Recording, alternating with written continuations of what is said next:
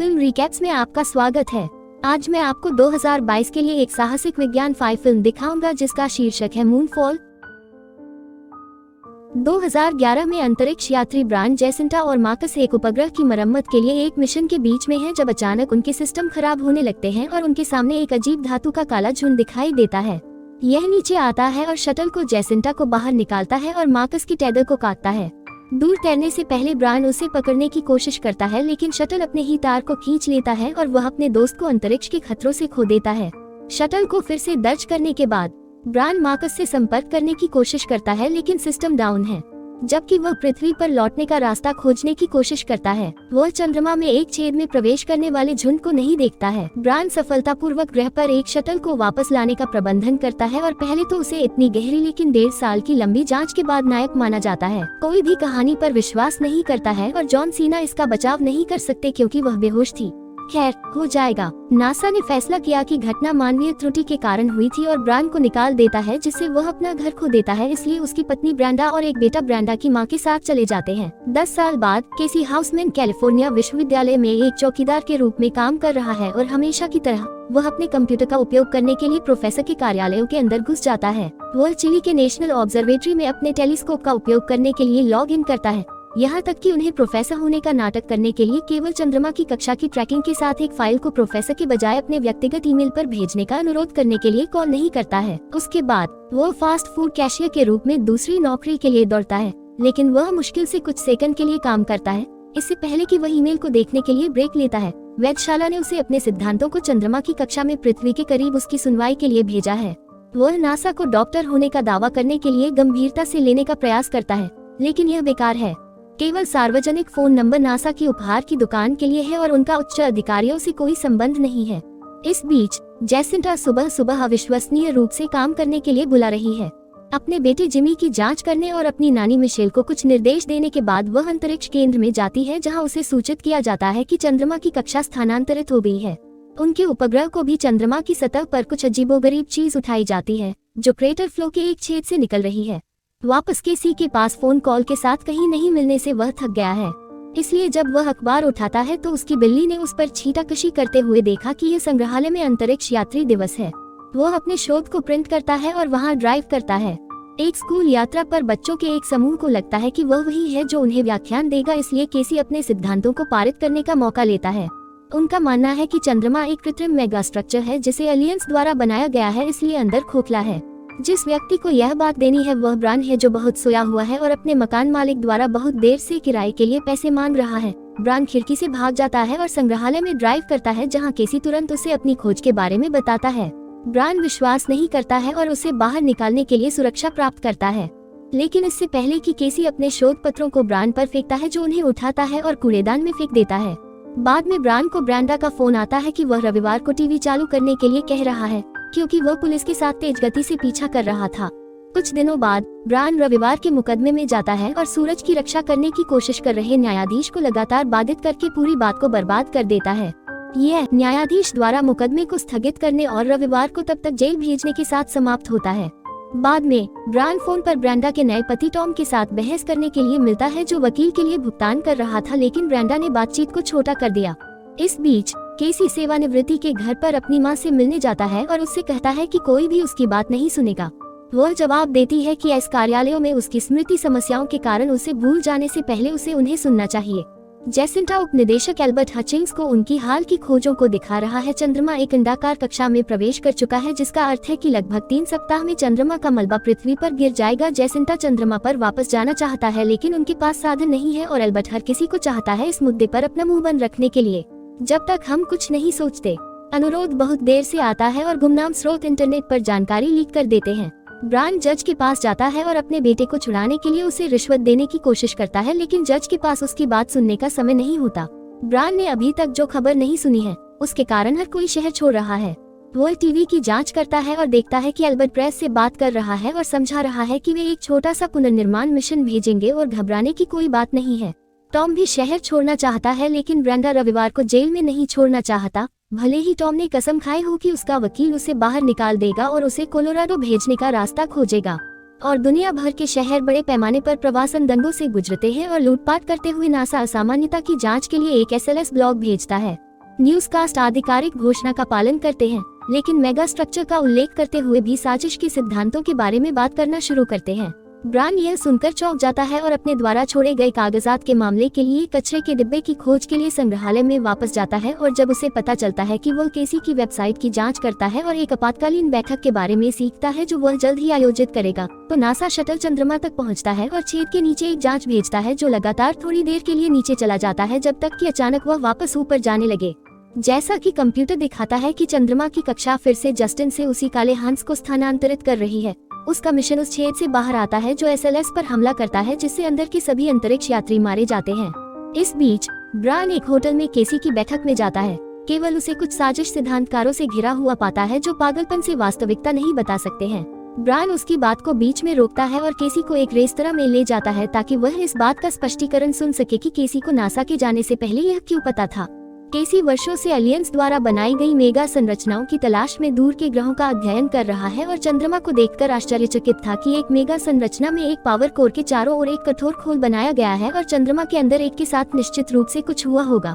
उस पल में चंद्रमा के स्थानांतरण के परिणाम फिर से पृथ्वी को आतंकित करना शुरू कर देते हैं। तटीय शहर अब तूफान के शिकार हैं और पहचानते हैं कि बैठक की उपस्थिति में शहर में बाढ़ आने लगी है।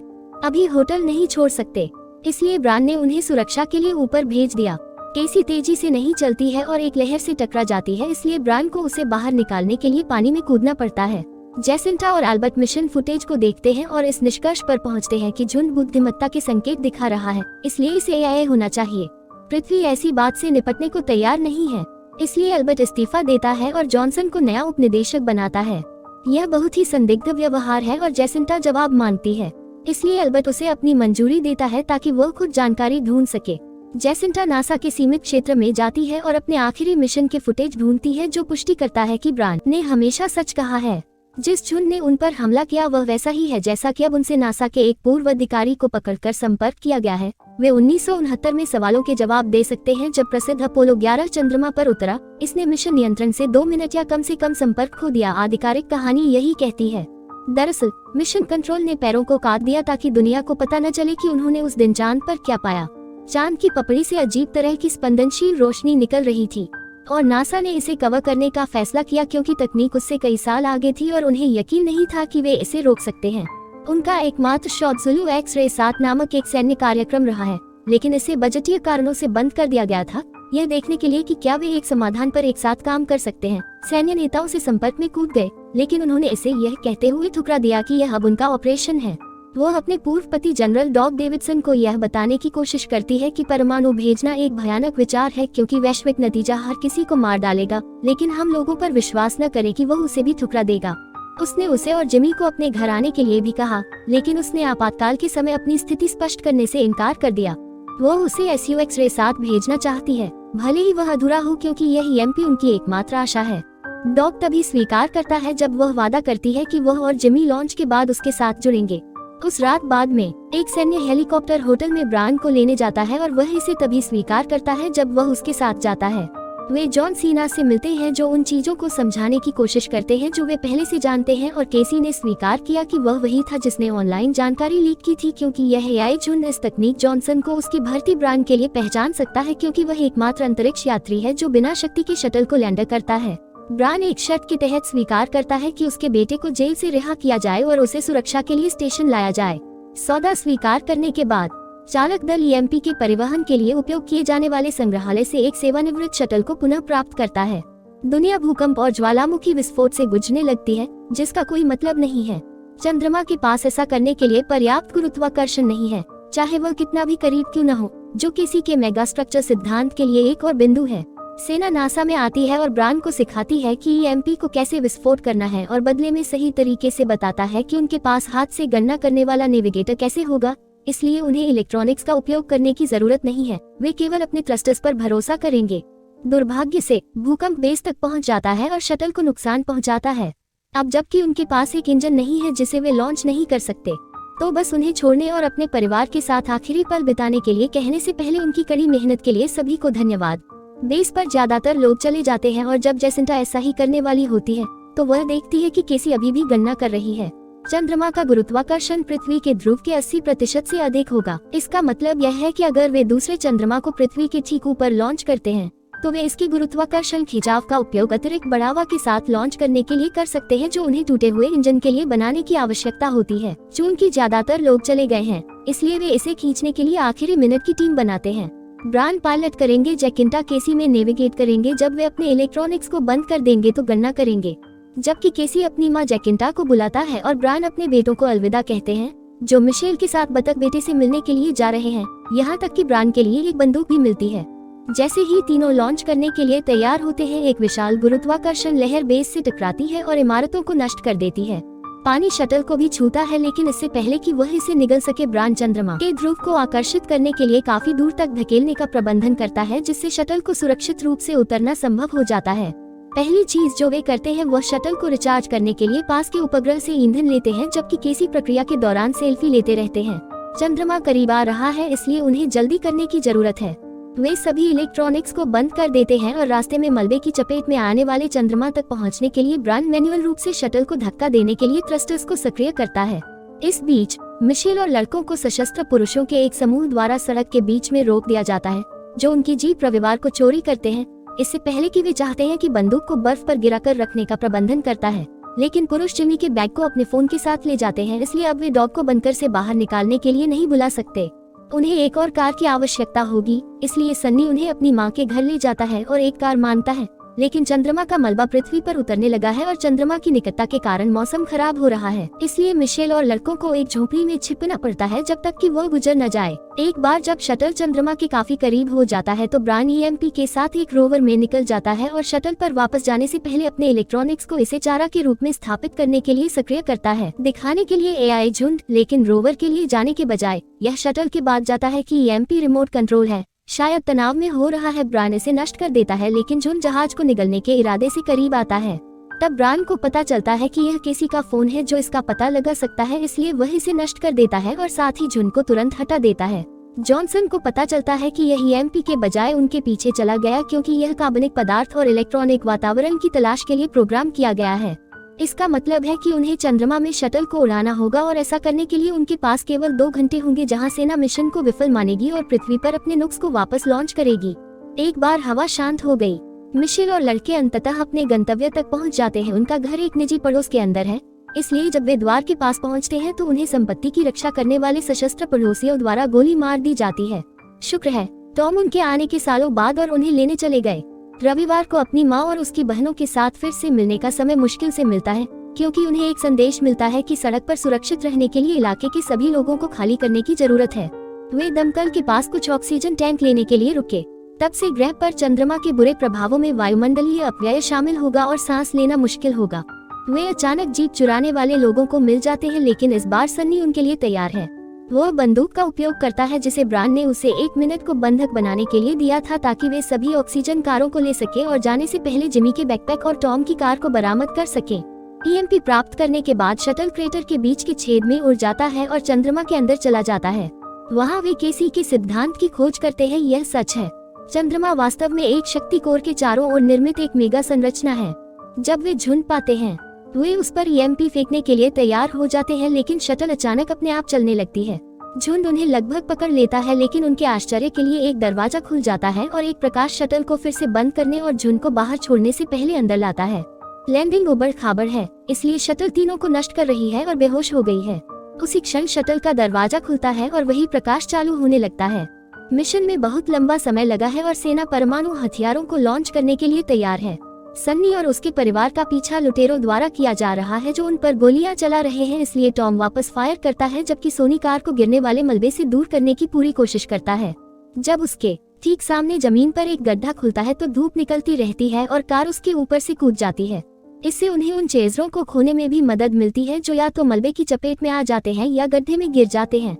एक बार वे सुरक्षित दूरी पर हों, उन्हें डॉग का फोन आता है जो उन्हें बताता है कि मिसाइल लॉन्च के कारण अब वह उन्हें बंकर में नहीं ले सकता है, इसलिए उन्हें अपना आश्रय ढूंढना होगा। जैसा कि भविष्यवाणी की गई थी कि वातावरण अपनी ऑक्सीजन खोना शुरू कर देता है और पक्षी जमीन पर गिर जाते हैं, इसलिए परिवार ऑक्सीजन मास्क लगाता है। इससे पहले कि वे चंद्रमा पर वापस सड़क पर ले जाएं, जैकिंटा और केसी को पता चलता है कि वे सांस ले सकते हैं और उनके चारों ओर गुरुत्वाकर्षण है, लेकिन ब्रान कहीं नहीं दिख रहा है। कमरे के अंत में एक दरवाजा खुलता है और केसी के संदेह की परवाह किए बिना वे उसमें प्रवेश करते हैं, क्योंकि जॉन सीना का मानना है कि वहाँ 2 अलग-अलग संस्थाएं फंसी हुई हैं और उनमें से एक उनकी मदद करने की कोशिश कर रही है। ब्रान अभी एक पहचान के संपर्क में है। वो एक अजीब कमरे में उठता है और एक सफेद रोशनी से घिरा होता है जो उसे उन छवियों को देखता है जो इकाई उसके साथ संवाद करने के लिए उपयोग करती है, जैसे रविवार का रूप लेकर यह समझाने के लिए कि क्या हो रहा है। अरबों साल पहले मानव जाति के पूर्वज दूर एक ग्रह पर खुशी से रहते थे। प्रौद्योगिकी के साथ पृथ्वी ने अभी तक सपने में भी नहीं देखा है, लेकिन चीजें बदल गई जब उनके द्वारा बनाई गई एआई स्वयं जागरूक हो गई और नैनो टेक्नोलॉजी के अंतहीन रूपों में बदलकर उनके खिलाफ हो गई, जिसने सभी जैविक जीवन का शिकार किया। विलुप्त होने से बचने के लिए पूर्वज चंद्रमा जैसे जहाजों में भाग गए, जिनके पास पृथ्वी में रहने के लिए एक नया स्थान खोजने का मिशन था। यही एकमात्र स्थान है जहां वे सूर्य से सही दूरी पर होने के कारण एक सुसंगत जीवन पा सकते हैं।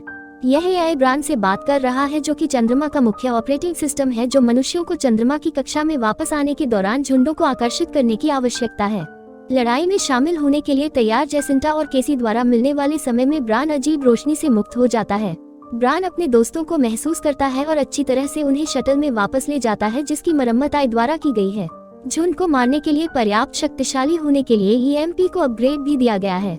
उनके पास परमाणु मिसाइल दागने में केवल 10 मिनट का समय बचा है, लेकिन ब्रान की एक योजना है। पृथ्वी पर टॉम की बेटियों में से एक ने अपना ऑक्सीजन टैंक खाली कर दिया है, इसलिए वह उसे अपना लेता है और उसे प्रोत्साहित करता है कि वह सच्चाई से उसका पीछा करते हुए आगे बढ़ते रहें। जैसे ही वह नजर से ओझल होती है, टॉम जमीन पर गिर जाता है और मर जाता है। लड़की अपने परिवार के साथ फिर से जुड़ने का प्रबंधन करती है, लेकिन जब वे टॉम सन्नी को नहीं देखते हैं तो वह उसकी तलाश में जाने का फैसला करता है, जो आसान होना चाहिए क्योंकि वे धीरे धीरे वापस आ रहे हैं। ऐसा इसलिए है क्योंकि चंद्रमा आखिरकार पृथ्वी को छू रहा है और रविवार को मलबे के जाल में गिर रहा है, इसलिए मिशेल ने उसकी मदद करने का फैसला किया। वह उसे एक गिरे हुए पेड़ के नीचे पाती है और चंद्रमा के गुरुत्वाकर्षण खिंचाव का उपयोग करके वे उसे दूर ले जाते हैं और टूटे हुए पुल पर कूदने के बाद वापस ब्रेंडा और लड़कियों के पास दौड़ते हैं। सेना में चंद्रमा के दबाव में हर जगह रहने वाले शहर यह तय करते हैं कि यह परमाणु लॉन्च करने का समय है, लेकिन आखिरी पल में इसके खिलाफ योजना न बनाए, क्योंकि वह अपनी पत्नी पर भरोसा करता है और जानता है कि वह पृथ्वी को बचा सकती है। यह एक बहुत बड़ा बलिदान बन जाता है, क्योंकि बनकर चंद्रमा के अंदर गिरने वाले मलबे से नष्ट हो जाता है। ब्रान कठिन युद्धाभ्यास की एक श्रृंखला खींचता है ताकि झुंड एक सुरंग के अंदर उनका पीछा कर सके और रोवर में ईएमपी तैयार करने के लिए कई एफकेसी चून की झुंड को विद्युत संरचना के अंदर जीवन का पता लगाने की जरूरत है, इसलिए उसकी योजना ईएमपी के साथ रहने की है, जबकि उसके दोस्त शटल में भाग जाते हैं। जैसिंटा को यह विचार पसंद नहीं आया, जबकि वह ब्रान केसी के साथ बहस करती है। वह खुद को ईएमपी के साथ बंद करके मामले को अपने हाथों में लेने का फैसला करती है ताकि वह इसके बजाय बलिदान हो सके। जैसे ही वह अलविदा कहता है और उनसे अपनी मां को यह बताने के लिए कहता है कि वह एक हीरो है, वो यह भी स्वीकार करता है कि वह एक वास्तविक डॉक्टर नहीं है, लेकिन रयान जब भी सम्मान की निशानी के रूप में बुलाता है। झुंड रोवर को निगल जाता है और केसी तब तक इंतजार करता है जब तक कि वह ईएमपी को विस्फोट करने के लिए पर्याप्त गहरा नहीं हो जाता है। अंत में उसे मार देता है, क्योंकि जॉनसन पृथ्वी पर शटल को लैंड करता है और आसान काम वापस चंद्रमा को जमीन पर बंद कर देता है। झुंड के चले जाने के साथ चंद्रमा धीरे धीरे अपनी मूल कक्षा में लौट आता है और क्या यह पृथ्वी पर वापस सामान्य हो जाता है। जैसिंटा और ब्रान न्यूयॉर्क को नष्ट और बर्फ से ढके हुए खोजने के लिए शटल से बाहर निकलते हैं। कुछ घंटों बाद सैन्य हेलीकॉप्टर उन्हें लेने आते हैं। दोनों को अपने परिवार से मिलवाने का मौका मिलता है। इस बीच चांद के अंदर केसी खुद को सौम्य एआई से बात करते हुए पाता है, जो उसकी मां की तरह दिख रहा है, जबकि केसी की चेतना की उनकी विकृत प्रति की व्याख्या करता है। अब वह चंद्रमा का हिस्सा है, जब वह बेहतर भविष्य के लिए एआई को पुनर्निर्माण शुरू करने में मदद कर सकता है। सब्सक्राइब करना और नोटिफिकेशन चालू करना सुनिश्चित करें ताकि आप इस तरह के और वीडियो देख सकें। देखने के लिए धन्यवाद।